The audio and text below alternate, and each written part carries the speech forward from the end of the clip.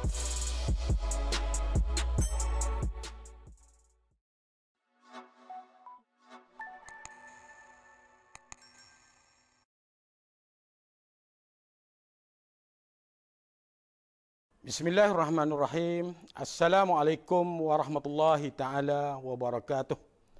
Saya Haji Wan Rusdi bin Wan Hamad, Guru Kesusasteraan Melayu Komunikatif SMK Tengku Panglima Raja. Apa khabar pelajar-pelajar? Cikgu berharap pelajar-pelajar berada dalam keadaan sihat dan walafiat dan dapat menumpukan sepenuh perhatian kepada pelajaran. Apatah lagi, kita sekarang berada dalam musim PKP yang mana pelajar tidak dibenarkan ke sekolah. Maka kita punya masa yang begitu banyak untuk menumpukan perhatian kepada pelajaran. Hari ini, cikgu akan membincangkan, akan sama-sama kita membincangkan berkenaan dengan Kesusasteraan Melayu semester 1 penghayatan karya, iaitu di bawah tag Sastra Melayu Komunikatif. Sastra Melayu Komunikatif, iaitu buku tagnya ialah Permata Sastra Melayu.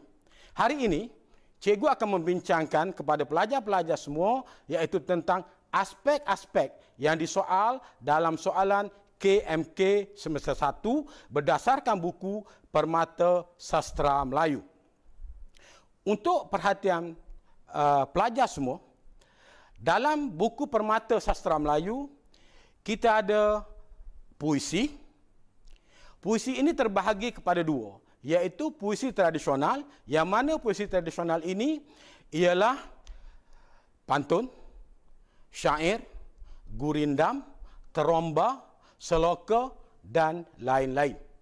Manakala kita ada puisi moden. Puisi moden iaitu sajak. Ini adalah dalam bahagian A untuk kertas 1. Untuk itu, mari kita lihat apakah aspek-aspek yang akan ditanya, yang akan dikemukakan dalam puisi ini.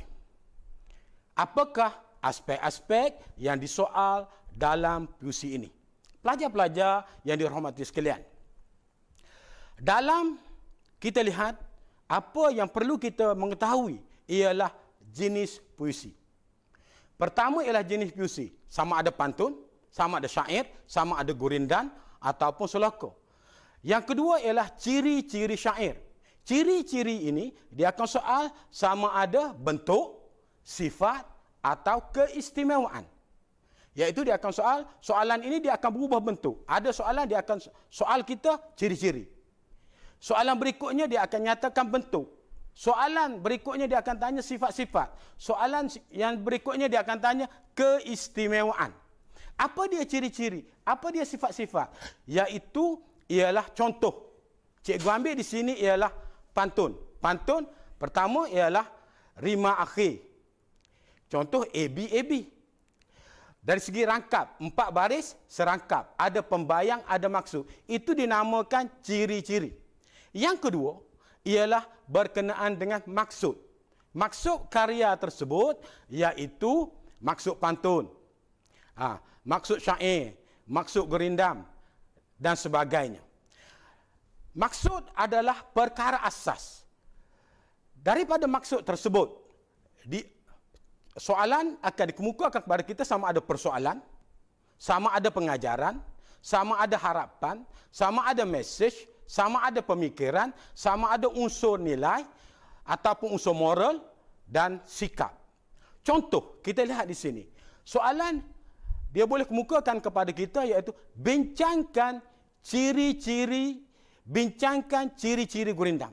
Bincangkan maksud gurindam. Daripada maksud, dia akan kemukakan kepada kita harapan. Contoh, kalau kita lihat berdasarkan pantun nasihat, apakah harapan kepada kita tentang nasihat yang dikemukakan dalam pantun tersebut? Ini aspek yang diteruskan. Okey, seterusnya ialah tentang amanat. Amanat yang terdapat dalam karya tersebut, dalam puisi tersebut, dalam puisi tradisional tersebut, dalam puisi moden tersebut, dalam sajak, contoh, dalam sajak pahlawan ialah dia. Apakah amanat yang ingin disampaikan dalam sajak tersebut? Seperti setia, sanggup berkorban, berani. Begitu juga, dia akan kemukakan kepada kita kritikan. Ini semua adalah berteraskan kepada maksud. Okey, cuba kita lihat aspek seterusnya yang akan dikemukakan. Okey. Soalan akan dikemukakan ialah tentang gaya bahasa. Gaya bahasa terbahagi kepada dua. Yang pertama gaya bahasa, ataupun soalan dia akan tukar estetika bahasa. Satu lagi ialah keindahan. Keindahan. Okey, cuba kita lihat di sini. Gaya bahasa dia akan kemukakan ialah tentang gaya bahasa sahaja. Iaitu contoh, kalau kita lihat dari segi metafora, hyperbola, personifikasi. Itu adalah gaya bahasa. Soalan dia akan kemukakan estetika bahasa. Estetika bahasa ialah gaya bahasa. Kalau soalan itu kemukakan estetik, maka pelajar perlu berhati-hati. Kerana dalam soalan ini, pelajar hanya dibenarkan memasukkan dua sahaja jawapan gaya bahasa. Yang selainnya, pelajar perlu masuk dari segi bentuk, dari segi persoalannya, dari segi temanya. Itu adalah soalan berkenaan dengan estetik. Dan ada juga soalan dikemukakan keindahan. Ini adalah kerana soalan yang mana pelajar perlu memahami. Kalau katakanlah soalan ditanyakan tentang bincangkan gaya bahasa yang terdapat dalam sajak pahlawan ialah dia. Tetapi pelajar memasukkan keindahan dalam gaya bahasa tersebut dalam jawapan, maka jawapan akan ditolak. Mereka akan mengambil jawapan gaya bahasa sahaja. Tetapi kalau dalam soalan ditanya tentang keindahan atau estetik, pelajar memasukkan semua gaya bahasa, pemeriksa akan mengambil dua sahaja. Maknanya tiga lagi jawapan tidak akan diberi markah. Seterusnya ialah maksud perasa. Dalam soalan puisi, sama ada puisi moden ataupun puisi tradisional, maksud perasa. Misalnya soalan dia kata cinta duka. Cinta duka itu adalah perasa. Calon-calon pelajar-pelajar perlu mengambil maksud perasa tersebut. Perlu memberi maksud perasa tersebut. Dan ini akan disoal. Okey, pelajar-pelajar. Seterusnya ialah berkenaan dengan kesan puisi atau kesan gaya bahasa.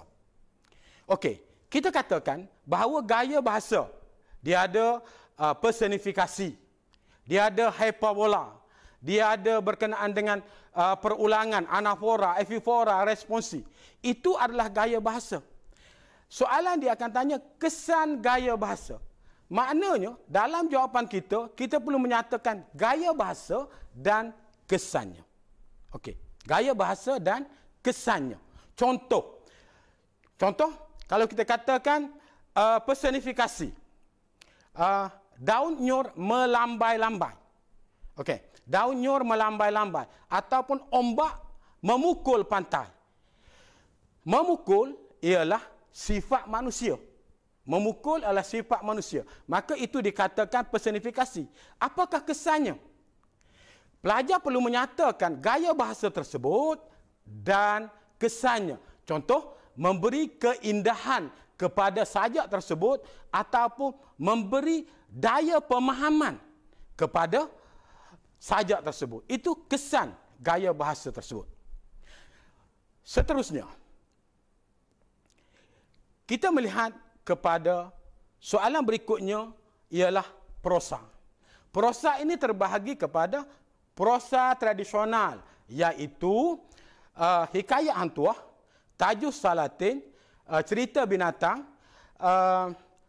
dan ada lagi satu cerita, iaitu cerita teladan. Ini adalah prosa tradisional yang perlu pelajar fahami, iaitu Pelanduk Jenaka, hikayat hantuah, Tajuh Salatin dan Hikayat Nabi Wafat, sastra keagamaan. Ini dalam buku Permata Sastra, dia ada 5 karya ini yang akan menawarkan soalan dalam peperiksaan 2 soalan. Maknanya di sini kita lihat bahawa pelajar mempunyai satu skop yang sempit, iaitu hanya 5 sahaja prosa yang dikemukakan, dan soalan yang akan dikemukakan adalah 2 soalan. Okey, seterusnya ialah prosa moden. Prosa moden dalam buku Permata Sastra ialah cerpen dan drama. Ini adalah soalan pada bahagian C. Ini adalah soalan pada bahagian C. Okey, cuba kita lihat apakah aspek-aspek yang akan ditanya oleh soalan berkenaan dengan prosa. Yang pertama ialah cerita ataupun peristiwa dalam cerita. Asas yang penting kepada kita pelajar-pelajar, perkara yang utama ialah kita perlu memahami cerita tersebut. Dan kita perlu faham, ini adalah penghayatan karya.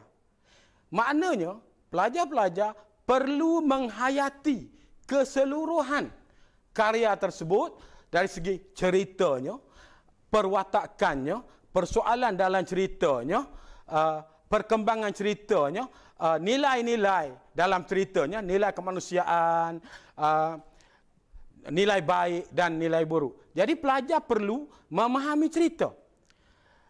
Supaya apabila kita mengetahui cerita, tentunya pelajar akan memahami dan akan mudah memahami soalan-soalan yang dikemukakan. Misalnya kalau kita lihat dalam cerita Hikayat Pelanduk Jenaka, cerita binatang, bagaimana proses pelanduk dalam usahanya untuk membunuh raksasa yang telah mengganggu haiwan-haiwan di hutan.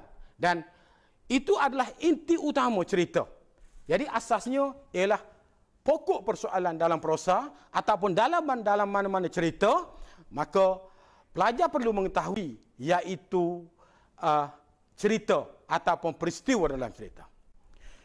Okey, seterusnya yang disoalkan dalam prosa ini ialah perwatakan.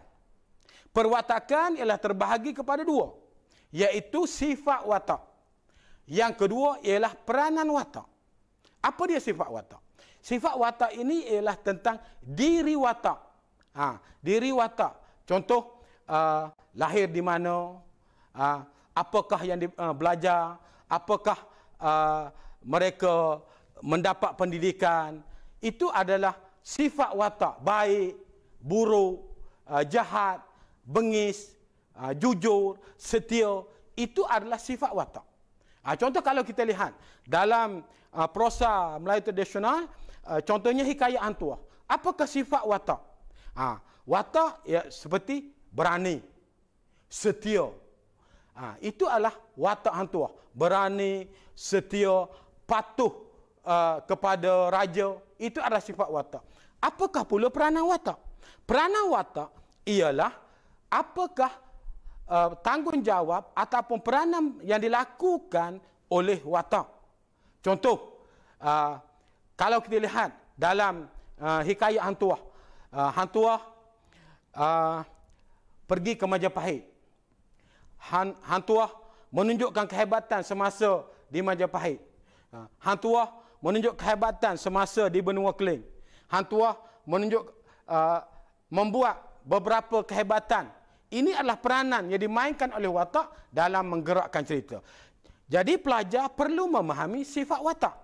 Contoh, soalan yang biasa dikemukakan. Bincangkan perwatakan yang terdapat dalam Hikayat Hang Tuah. Bincangkan kehebatan Hang Tuah dalam Hikayat Hang Tuah. Ataupun kalau kita lihat dalam Anak-anak bergelimpangan, dalam cerpen Anak-anak bergelimpangan, bincangkan peranan watak ikan haruan. Itu adalah soalan-soalan yang dikemukakan berkenaan dengan perwatakan. Seterusnya, ialah berkenaan dengan teknik penceritaan. Apa dia teknik penceritaan?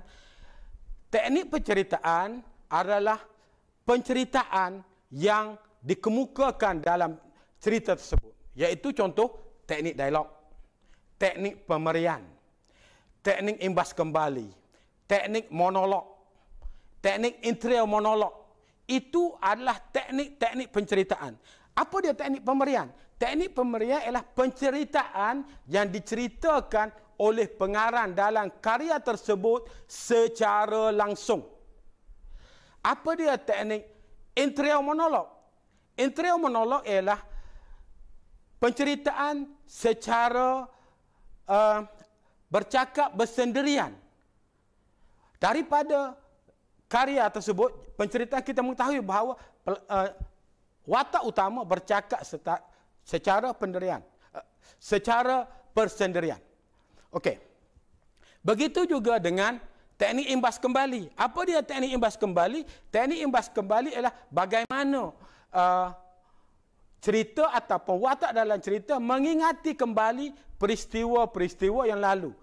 Kalau dalam cerita Usia Emas, bagaimana watak Cikgu Baharum mengingati peristiwa-peristiwa semasa beliau muda. Okey, seterusnya ialah berkenaan dengan pengajaran, berkenaan dengan mesej, berkenaan dengan persoalan, berkenaan dengan konflik, berkenaan dengan pemikiran, berkenaan dengan amanat. Okey, pelajar-pelajar. Cikgu akan cuba jelaskan secara satu persatu. Okey, perkara utama dalam soalan ini ialah kita perlu mengetahui isi cerita. Pelajar perlu mengetahui isi cerita. Dalam isi cerita tersebut, pelajar, soalan-soalan akan dikemukakan sama ada pengajaran, sama ada mesej, sama ada persoalan, sama ada unsur moral, sama ada konflik, sama ada pemikiran, sama ada amanat. Dia soalan dia akan kemukakan bukan semua. Dia akan kemukakan satu-satu. Ataupun mungkin dia gabungkan di antara unsur moral dan konflik. Jadi mungkin kalau kita kata tahun lepas keluar soalan mesej, maka tahun berikutnya mungkin dia akan keluar berkenaan dengan unsur moral. Ini adalah aspek yang ditanya. Contoh, kalau kita kata, apakah pengajaran yang terdapat dalam cerita, dalam cerpen di sebalik sirap makna? Apakah pengajaran? Pengajaran yang kita dapat dalam cerita cerpen di sebalik sirap makna ialah berkenaan konflik yang berlaku dalam sekolah di asrama sarjana. Pengajarannya ialah kita perlu patuh kepada ketua, kita perlu menjaga kebersihan asrama, bertindak tidak boleh mengikut nafsu. Walaupun ketua itu muda, sepatutnya kita perlu mematuhi ketua tersebut. Contoh, kita lihat Cikgu Ibau tidak mematuhi keputusan yang dibuat oleh Cikgu Nazkir. Walaupun Cikgu Nazkir itu adalah bekas pelajarnya. Cikgu Nazkir itu adalah PKM. Manakala Cikgu Ibau adalah ketua warden. Cikgu Ibau telah membuang tinggal daripada asrama tanpa mengambil keputusan daripada Cikgu Nazkir. Ini adalah satu pengajaran yang kita perlu lihat dan banyak lagi pengajaran-pengajaran yang terdapat dalam cerita tersebut. Begitu juga unsur moral. Contoh, apakah unsur moral yang terdapat dalam cerpen Anak-anak Bergelimpangan? Apakah unsur moral yang terdapat dalam cerpen Anak-anak Bergelimpangan? Contoh, kita hendaklah menjaga alam sekitar. Kita hendaklah menjaga haiwan sungai. Kita hendaklah menjaga anak-anak kita. Kerana kita lihat dalam cerita tersebut, bagaimana Pak Kasar, Mak Dali, Awan Cik Leh menubur ikan tanpa memikirkan anaknya yang mandi di hilir sungai, menyebabkan anak mereka mabuk dan kelemasan. Ini adalah unsur moral yang perlu kita fahami. Begitu juga dengan konflik, begitu juga dengan amanat. Okey, seterusnya ialah berkenaan dengan aspek nilai. Nilai ini terbahagi kepada nilai kemanusiaan, nilai moral ataupun dipanggil nilai keagamaan dan nilai masyarakat. Apa dia nilai kemanusiaan? Nilai kemanusiaan ialah nilai yang ada pada diri manusia. Ada pada diri manusia.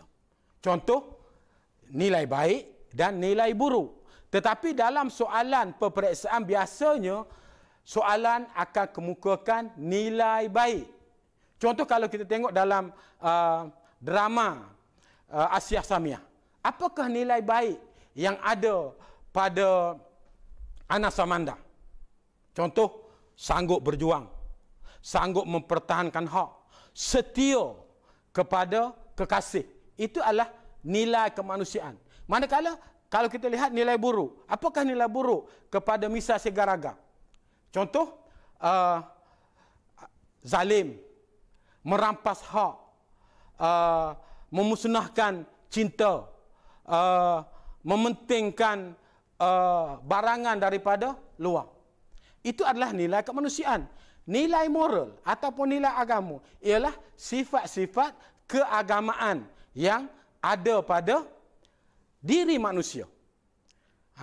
Iaitu contoh bersolat, contoh bersedekah, contoh bekerjasama.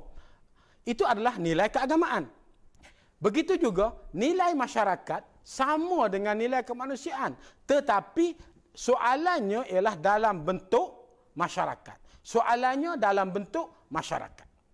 Yang seterusnya ialah ciri-ciri sastra dan fungsi sastra. Ini lebih fokus kepada sastra Melayu tradisional. Prosa Melayu tradisional, iaitu hikayat Antuah, iaitu sastra epik. Tajus Salatin, sastra ketatanegaraan. Hikayat Nabi Wafat, sastra agama. Hikayat Pelanduk Jenaka ialah sastra binatang. Dalam soalan ini ataupun dalam sastra ini, dia akan kemukakan ciri-ciri sastra. Ciri-ciri sastra. Contoh, kalau kita lihat ialah sastra epik. Apa ciri-ciri sastra epik? Cerita yang panjang, mengagungkan tokoh. Itu adalah ciri sastra epik. Apakah ciri-ciri sastra keagamaan? Memasukkan unsur agama, menjelaskan berkenaan dengan ayat-ayat Quran dan menjelaskan berkenaan dengan berkaitan dengan agama. Ini adalah ciri-ciri sastra. Apakah fungsi sastra? Fungsi sastra, fungsi karya tersebut ialah sebagai kritikan, sebagai hiburan, sebagai pengajaran, sebagai pendidikan, sebagai kritikan sosial. Itu adalah fungsi sastra. Contoh kalau kita kata cerita binatang, sebagai hiburan, sebagai pengajaran, sebagai kritikan untuk mengkritik masyarakat. Tetapi dia menjelaskan dalam bentuk cerita binatang. Okey, yang seterusnya ialah soalan petikan. Soalan petikan biasa dikemukakan. Apa yang pelajar perlu memahami ialah memahami petikan tersebut. Dan soalan yang akan dikemukakan kepada kita ialah dalam 3 bentuk. Yang pertama ialah peristiwa dalam petikan. Maknanya kita membaca petikan dan kita akan mengambil peristiwa dalam petikan itu sebagai jawapan. Yang kedua ialah peristiwa sebelum petikan. Sebelumnya terjadi peristiwa dalam petikan, apakah peristiwa yang berlaku sebelum petikan tersebut? Dan yang ketiga ialah peristiwa selepas petikan. Ini adalah 3 perkara yang akan dikemukakan dalam soalan petikan. Untuk makluman pelajar semua, bagi soalan petikan adalah sebaiknya pelajar mengambil contoh dalam petikan tersebut untuk memberi contoh dalam jawapan. Untuk memberi contoh dalam jawapan. Dan soalan, apabila dikemukakan soalan berkenaan dalam petikan, maka jawapannya mesti diambil dalam petikan. Contoh di sini. Jelaskan dua peristiwa yang terdapat dalam petikan tersebut dan dua peristiwa di luar petikan. Maknanya calon perlu mengambil jawapan, dua jawapan dalam petikan dan dua jawapan di luar petikan. Maka di sini calon perlu mematuhi kehendak soalan. Jika calon mengambil 4 jawapan dalam petikan, maka 2 jawapan itu akan ditolak. Inilah perkara yang perlu kita memahami dalam menjawab soalan petikan. Dan sebenarnya soalan petikan ini adalah mudah untuk kita mendapat jawapan. Dan biasanya soalan petikan ini dia akan kemukakan soalan A, B. Itu biasanya dalam soalan. Baik, aspek seterusnya ialah aspek latar. Latar iaitu latar tempat, latar peristiwa dan latar masa. Contoh, latar tempat. Di manakah tempat peristiwa yang berlaku dalam cerpen di sebalik sirap makna? Contoh, berlaku di asrama. Di asrama Sarjana. Contoh, bagaimana, apakah latar tempat dalam cerpen anak-anak bergelimpangan? Latar tempat ialah di sungai, di balai lintang. Itu adalah peristiwa ataupun latar tempat sesuatu peristiwa itu. Begitu juga latar masa. Masa ini adalah sama ada pagi, petang ataupun malam. Ataupun tidak dinyatakan masa. Tetapi kita melihat cerita tersebut, kita dapat menjangkakan inilah masa yang berlaku. Dan yang seterusnya ialah berkenaan dengan latar peristiwa. Iaitu di manakah peristiwa itu berlaku. Jadi inilah di antara aspek-aspek yang akan disoal dalam soalan peperiksaan. Apa yang penting sekarang ini, pelajar-pelajar, sebelum cikgu mengakhiri apa yang cikgu bincangkan pada kali ini, ialah pelajar perlu mengetahui inilah aspek-aspek ataupun topik-topik yang dikemukakan dalam soalan. Jadi pelajar sudah mengetahui apakah yang akan disoal. Oleh itu, nasihat cikgu kepada pelajar-pelajar semua ialah apa yang penting sekarang ini ialah pelajar-pelajar menghayati soalan. Soalan perlu dihayati, perlu dikaji, perlu dianalisa. Jika pelajar mengetahui cerita tahu, semua cerita tahu. Daripada A sampai Z cerita tahu. Tetapi jika pelajar tidak mengetahui soalan yang hendak dikemukakan, tentunya pelajar tidak akan dapat mengemukakan jawapan. Inilah perkara yang penting, iaitu pelajar perlu melihat soalan ataupun aspek-aspek yang hendak dikemukakan bagi pelajar memudahkan kita untuk mengulang kaji dan bagaimana kita hendak mencari aspek-aspek jawapan tersebut. Contoh mudahlah kalau kita lihat. Kalaulah pelajar itu tidak mengkaji soalan. Mereka hanya membaca sesuatu cerita, mahir sesuatu cerita. Tetapi apabila dia tidak pernah melihat soalan, tidak mengkaji soalan, apabila soalan dikemukakan, apabila mereka melihat soalan, apabila pelajar melihat soalan, tentunya pelajar sukar untuk mengemukakan jawapan. Apa yang penting sekarang ialah pelajar menghayati soalan-soalan yang dikemukakan. Jadi, apa yang telah dikemukakan oleh cikgu tadi akan dapat dihayati oleh pelajar, akan dapat diikuti oleh pelajar. Mudah-mudahan dapat bermanfaat dan kita sama-sama berusaha, sama-sama menghayati. Semoga kita semua mencapai keputusan yang cemerlang. Jadi, cikgu rasa itu saja apa yang ingin dibincangkan oleh cikgu pada kali ini. Mudah-mudahan akan dapat manfaat untuk semua dan mudah-mudahan pelajar dapat menjawab keputusan, dapat menjawab peperiksaan dengan cemerlang dan mendapat keputusan yang terbaik.